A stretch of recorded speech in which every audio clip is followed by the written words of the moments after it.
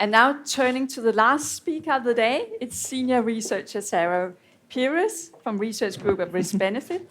And your talk is the overall impact of transitions towards a plant-based diet. Thank you. So thank you, Sara.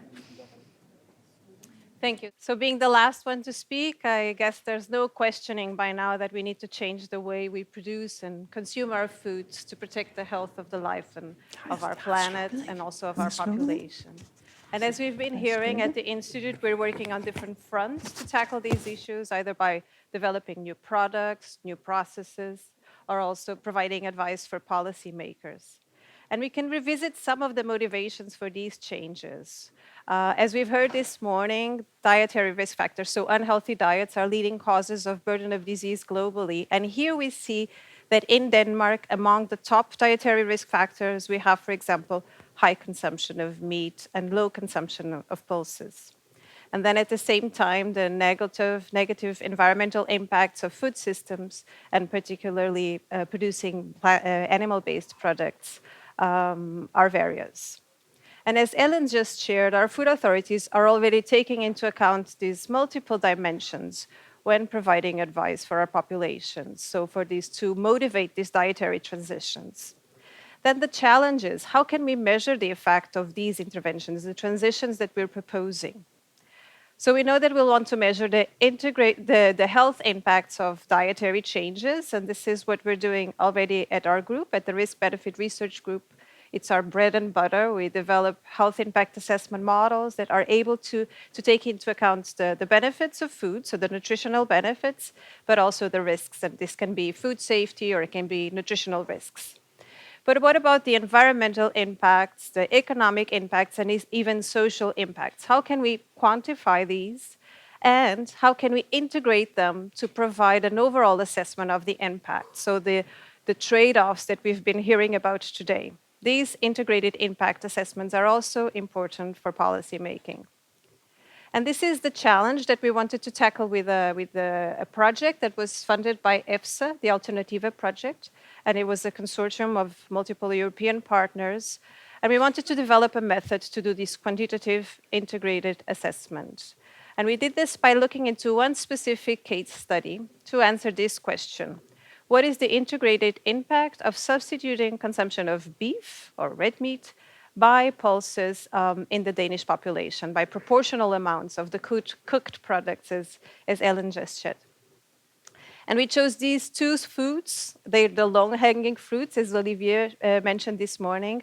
But one of the motivations is the climate change impacts that these food systems have. So beef is right here at the top in terms of contributor to greenhouse gas emissions, and then pulses would be somewhere here at the bottom. And we tackled this challenge by developing and applying a multi-criteria decision analysis approach. So this is a socio-technical model, meaning that it brings the social component, this is the engagement of stakeholders or experts, and the technical component. In this case, it's collecting all the data and evidence available to measure these indicators. So the stakeholders sit together and step by step give their appraisal or how much they value each of the indicators based on the science. So we needed to select stakeholders or experts for this project. And these were all experts from the consortium, except for the environmental component. We were missing one expert to have a balanced contribution, and we invited Olivier Joly to join us in this project. So the experts needed to give their values, their appraisals of different alternatives. And these were the scenarios, the alternative scenarios that we've defined for the substitution of beef by pulses. What would be the impacts of replacing 25%, 50%, 75%, or 100% of the consumption at the population level of beef by pulses?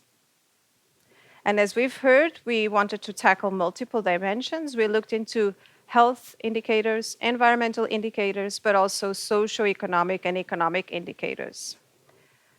The multi-criteria process looked like this.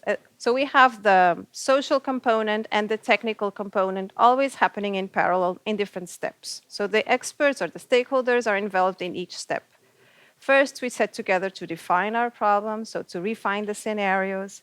Then we structured the model, defined the indicators within each of the dimensions, collected all the data, the evidence of the synthesis of the evidence that was available, and then modeled this together and evaluated the results. So the criteria that we've identified for each of the dimensions, health, economics, environmental, and social, were various, as listed here, and they also didn't have the same number. So this also had an impact in the model. But then we set together to collect all the data that was available for these indicators. And as you can see here, the indicators or the data that we needed to collect the evidence for each of the dimensions included social variables or indicators, economic indicators like profitability, resilience of the markets, environmental health indicators, and these include the greenhouse gas emissions, land and water use, biodiversity, as Ellen just mentioned, and then also the human health indicators. And here we looked into the risks and benefits of the two foods.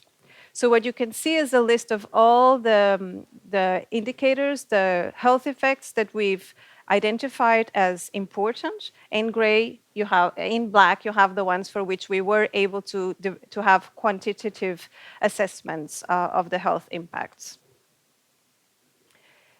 As a reminder, we're in this step of the process, so the evidence synthesis part. So how did the evidence look like? For the health impact assessment, we've also selected the DALY metric. So the DALY, or disability adjusted life years, represent the years of life lost that are due to the disease, either due to death or living with the disease, and this is a population health metric. The results of the DALY, so the DALYs that in this case were saved, the health gain for each of the scenarios of substitution of beef by pulses are as listed here. We've seen a considerable health gain for each of the substitutions, and it was maximum for the total substitution.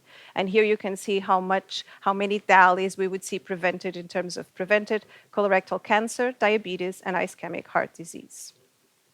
These results we extracted from a paper that was also a study that was also done at our group and has been published earlier. For the environmental indicators, we saw a similar trend. There was always a gain, so the impacts on the environment was always positive, and they were more visible, more evident in terms of water use and also biodiversity impact. So here the gains would be even larger. And then for the economic impact of replacing beef by pulses, here, as I mentioned, we measured in terms of profitability and competitiveness of the food chain, the food system, resilience of the market, and also contribution to the local sustainable development. And these were all negative. So there would be a loss in terms of economic indicators when transitioning from beef to pulses. The only exception was affordability of the product. So that's pulses are cheaper. And then for the social indicators, they were relatively stable. Then, as I mentioned, the stakeholders sit together to give their values, so to appraise how important they think one indicator is compared to the other. And we do this in multiple rounds, also having discussions. And we've reached the consensus that the climate change indicators are the ones that have the highest weight in terms of measuring overall impacts, followed by health, and then other environmental indicators, socioeconomics, and you see the color scheme here. So this is in descending order. Again, in the process, we're already here towards the end of the multi-criteria decision analysis process. So what happens last is that we mix these weights that we've estimated together with the data that we've collected to estimate an overall integrated assessment. And as we can see here, the integrated impact was largely positive for each level of the substitutions of beef by pulses. So these are quantitative metrics to evaluate the impact. And it was largest for the 100% substitution scenario. This is not considering how realistic the substitution would be. You can also see that the impact on health was largely positive, as were the ones on climate, and again, increasing with each of the substitutions. You can also see the negative numbers for the economic indicators there. So what does this all mean?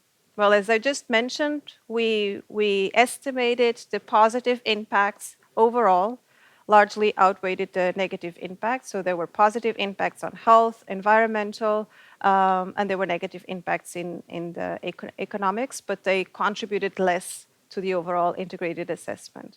So this means that with this approach and also other approaches, we are able to measure integrated impacts as well as the trade-offs. So we can compare scenarios, we can also compare indicators. And this is valuable evidence to inform policies that are also integrated, so that also take into account the multiple perspectives.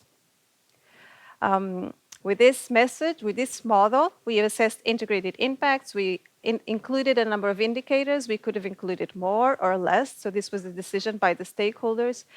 But we've tested the hypothesis that the socio-technical approaches like MCDA are useful to tackle such a challenge.